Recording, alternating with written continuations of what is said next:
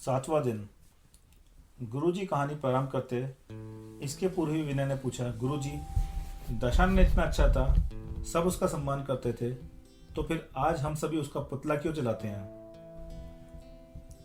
गुरुजी बोले, उसकी एक ही गलती उसकी दुर्दशा का कारण बनी।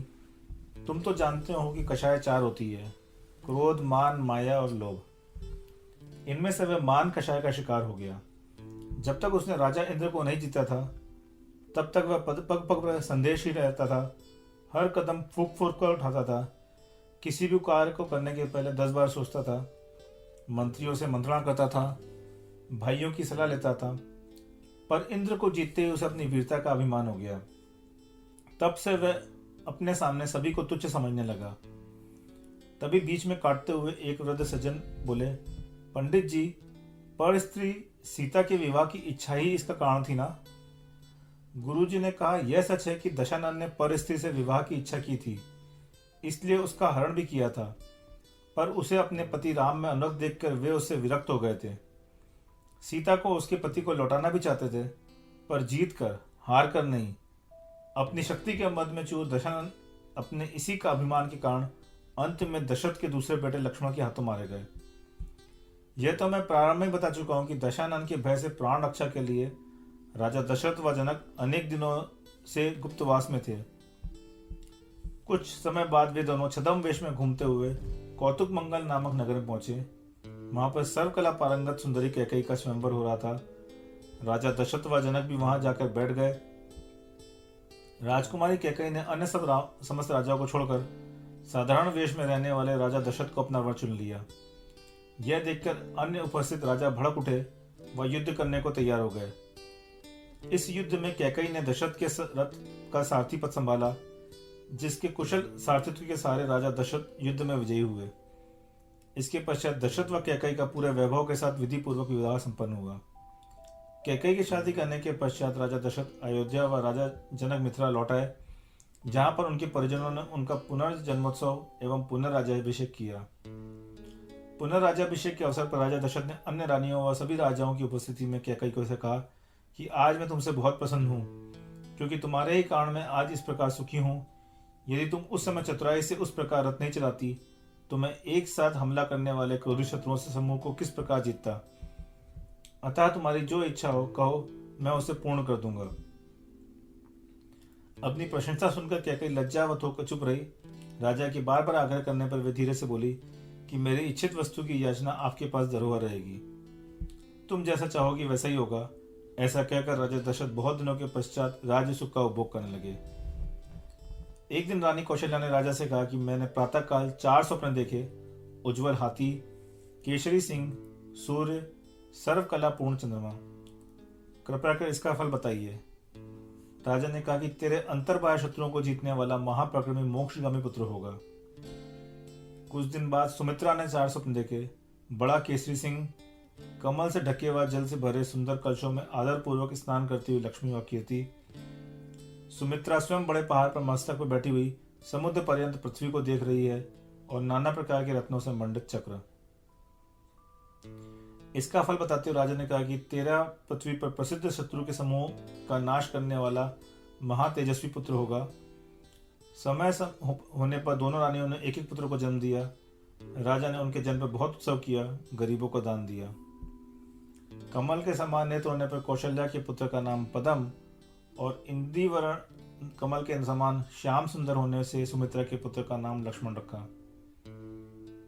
जिस दिन लक्ष्मण का जन्म हुआ, उस दिन दशानन के नगर में हजारों उत्पात हुए और हितैषियों के यहाँ शुभ शकुन हुए।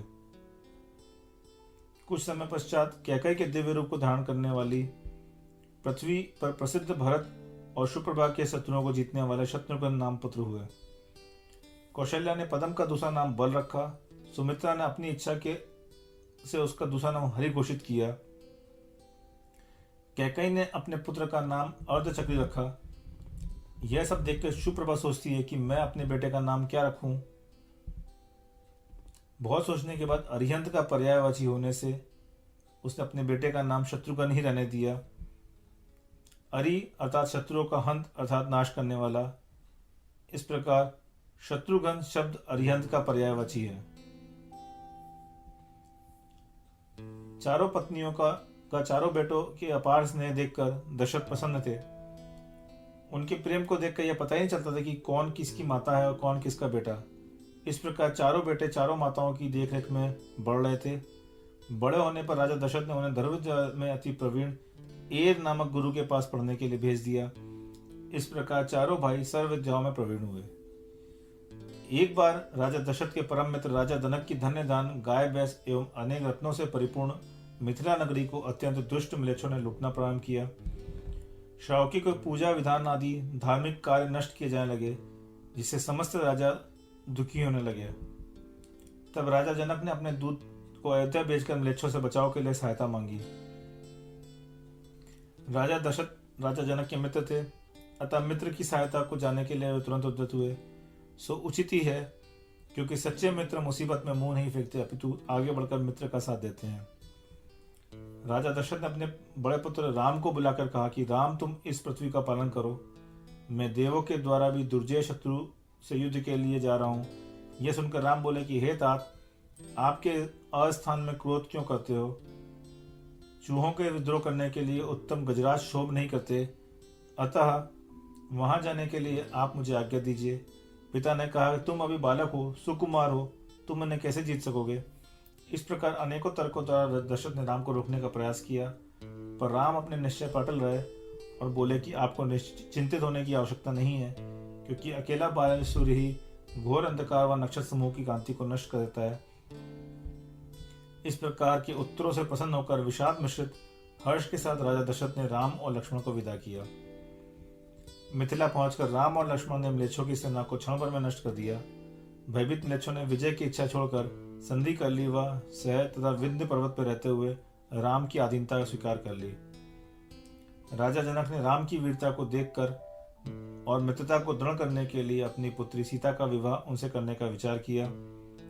जब राजा जनक ने अपना यह विचार राजा दशरथ के सामने प्रकट किया, तब उन्होंने सहज स्वीकृति प्रदान की। दशरथ के मुख से राम के साथ सीता के विवाह की चर्चा सुनकर नारद सीता को देखने की इच्छा से तुरंत सीता के महल में पहुंचे। उस समय दर्पण में अपने आप को देखती हुई सीता श्रृंगार कर रही थी। अचानक दर्पण में नारद की जड़ा देखकर वह भयभीत हो गई। सो उचित ही, क्योंकि नारियां स्वभाव से ही भीरू होती हैं। सीता के पीछे नारद भी भागे। यह भागा दौड़ी देखकर पहरादार भी नारद के पीछे भागे। नारद ने मुश्किल से अपनी जान बचाई। इससे नारद को बहुत गुस्सा आया। सो उचित ही, क्योंकि अपना अपमान किसे भी बर्दाश्त होता है। वे विचारने लगे, मेरे मन में तो कोई दोष नहीं था, मैं तो केवल राम के अनुराग में सीता को देखने गया था, परंतु ऐसी दशा को प्राप्त हो गया जिससे मृत्यु तक की आशंका हो गई। वह पापिनी अब कहाँ जाएगी? मैं उसे अवश्य संकट में डालूंगा। मैं तो बाजे के बिना ही नाचता हूँ, फिर यदि बाजे मिल जाए तो कहना ही क्या। ऐसा विचार कर सीता से बदला लेने के लिए उन्होंने सीता का सुंदर चित्र बनाकर चंद्रगति के विद्याधर के पुत्र प्रभामंडल को दिखाया। चित्र देखते ही वे उस पर मोहित हो गए और उन्होंने खाना पीना बंद कर दिया। पुत्र की ऐसी अवस्था देखकर राजा रानी बहुत चिंतित हुए। उन्होंने विचार किया कि विद्याधरों की अनुपम कन्याएं छोड़कर हम लोगों का भूमि गोचरों के साथ संबंध कैसे उचित हो सकता है। दूसरी बात यह भी है कि भूमि गोचरों के घर जाकर उनसे याचना कैसे करें। पुत्र मोहवश उनसे याचना करे भी, परंतु यदि उन्होंने कन्या नहीं दी तो हमारा कितना अपमान होगा। अतः किसी उपाय से कन्या के पिता को यहीं बुलवाना चाहिए। विद्याधर राजा चंद्रगति ने चपल वेग नामक विद्याधर को राजा जनक को लाने का आदेश दिया। सो उचित ही है, पुत्र को दुखी देखकर कौन माता पिता शांत रह सकते हैं। चपल वेग विद्याधर ने अपने विद्या के बल से सुंदर अश्व का वेश बनाया और मिथिला में जाके उपद्रव करने लगा।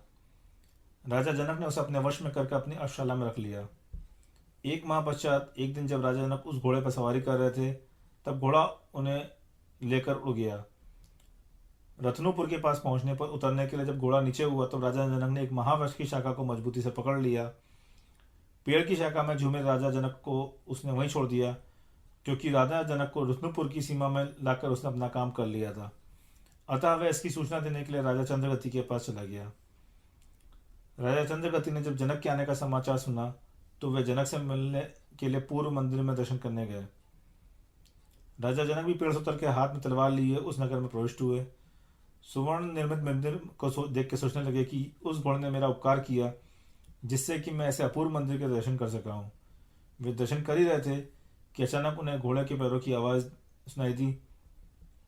जब उन्होंने बाहर देखा तो किसी राजा की सेना सहित आता देखकर राजा जनक मंदिर में सिंहासन के नीचे छुप गए।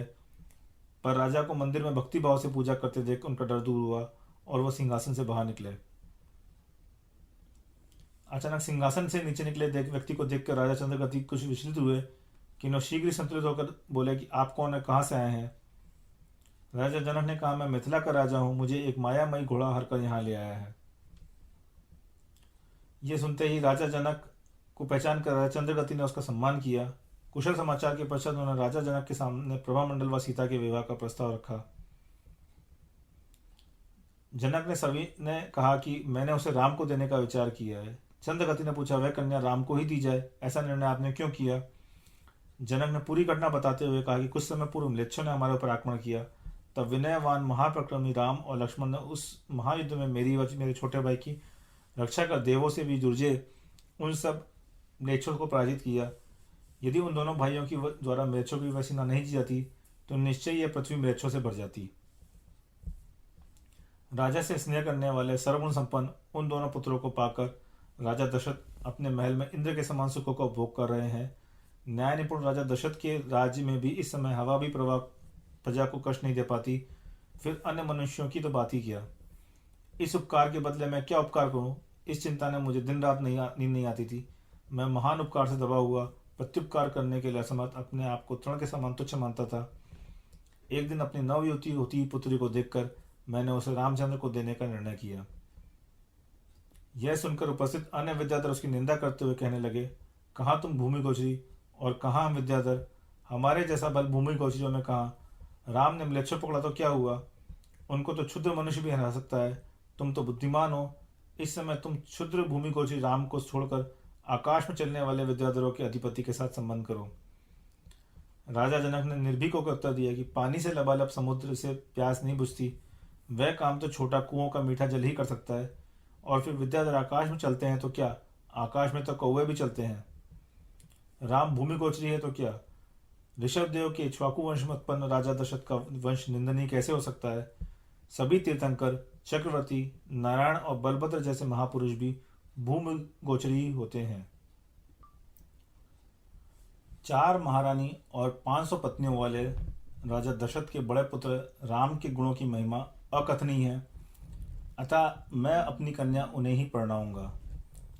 जब जनक सीता का विवाह प्रभामंडल से करने को किसी भी प्रकार तैयार नहीं हुए और राम के बल की प्रशंसा करते ही रहे, तो वे विद्याधर बोले, हम तुम्हें सागरावत और ब्रजावत नामक 2 धनुष देते हैं, जिनकी रक्षा देव करते हैं। यदि राम लक्ष्मण इन 2 धनुषों को चढ़ा सके तो सीता उनकी, नहीं तो हम सीता को जबरदस्ती ले जाएंगे।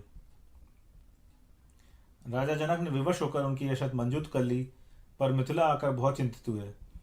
रानी भी इस समाचार से बहुत दुखी हुई, पर मरता क्या ना करता। आखिर जनक ने स्वयंवर की घोषणा की।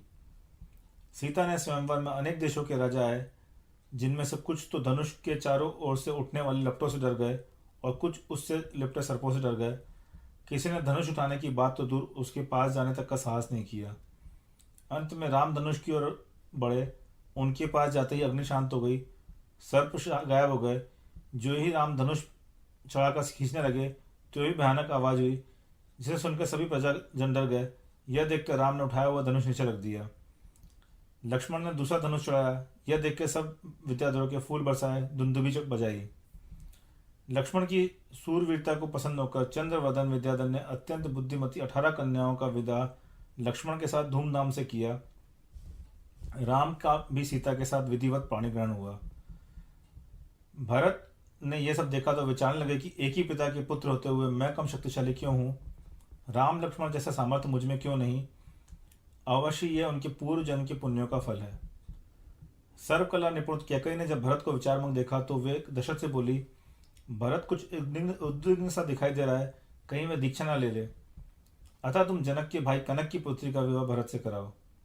दशरथ के कहने पर राजा जनक ने पुनः स्वयंवर रचा। वह कनक की पुत्री स्वयं प्रभा ने भरत के गले में वरमाला डाली और भरत सुंदरी के रूप जाल में उलझ गए। इसके पश्चात राम, लक्ष्मण और भरत आदि सभी अयोध्या लौटे, जहां उनका बहुत स्वागत हुआ।